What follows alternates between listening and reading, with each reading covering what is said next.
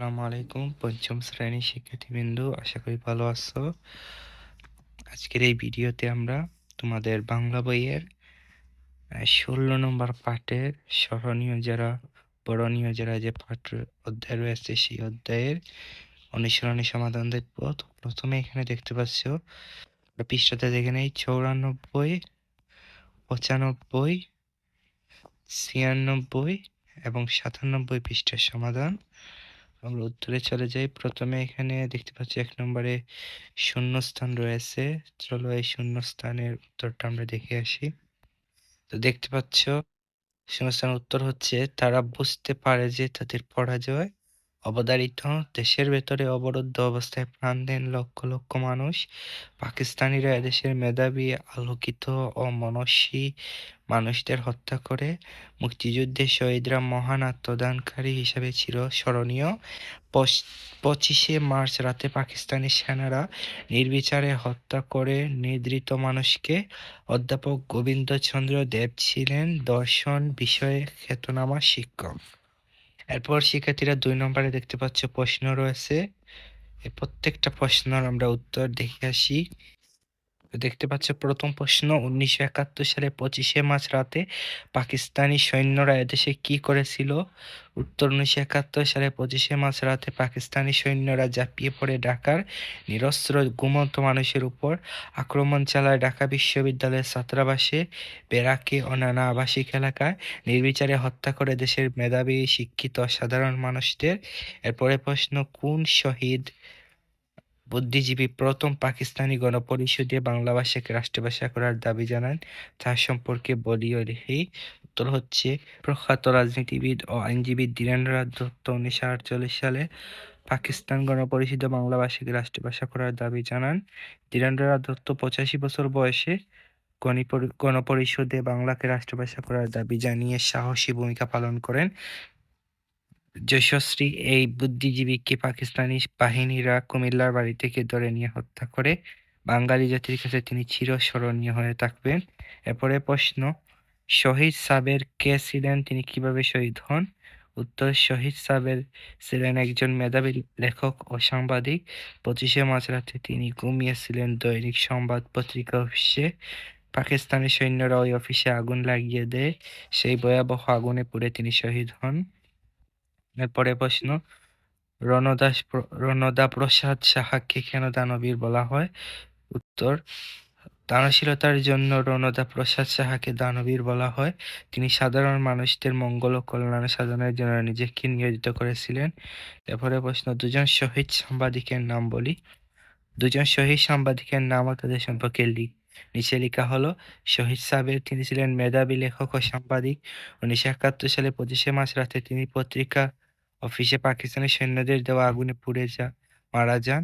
শহীদুল্লাহ কায়সার, তিনি একজন প্রখ্যাত লেখক ও সাংবাদিক। 1971 সালের 14ই ডিসেম্বর পাকিস্তানিরা তাকে তুলে নিয়ে যায়। এরপর তার আর সন্ধান পাওয়া যায়নি। এরপর আমরা দেখতে পাচ্ছি পরের প্রশ্ন, আমরা কেন চিরদিন শহীদ বুদ্ধিজীবীদের স্মরণ করব? উত্তর, যেসব যশস্বী চিন্তাবিদ, শিক্ষাবিদ, সৃষ্টিশীল মানুষ দেশের জন্য প্রাণ দিয়েছেন, আমরা তাদের চিরদিন স্মরণ করে যাব। দেশ ও মাতৃভাষার জন্য তারা ত্যাগের মহান আদর্শ স্থাপন করেছেন। তাদের জীবনের বিনিময়ে অর্জিত হয়েছে দেশের স্বাধীনতা। এরপরে প্রশ্ন, কোন দিনটিকে শহীদ বুদ্ধিজীবী দিবস হিসেবে পালন করা হয়? কেন? উত্তর হচ্ছে, 14ই ডিসেম্বরকে শহীদ বুদ্ধিজীবী দিবস হিসাবে পালন করা হয় কারণ এই দিনেই পাকিস্তানি সৈন্যরা দেশের যশস্বী চিন্তাবিদ, শিক্ষাবিদ ও সৃষ্টিশীল মানুষদের তুলে নিয়ে গিয়ে হত্যা করেছিল।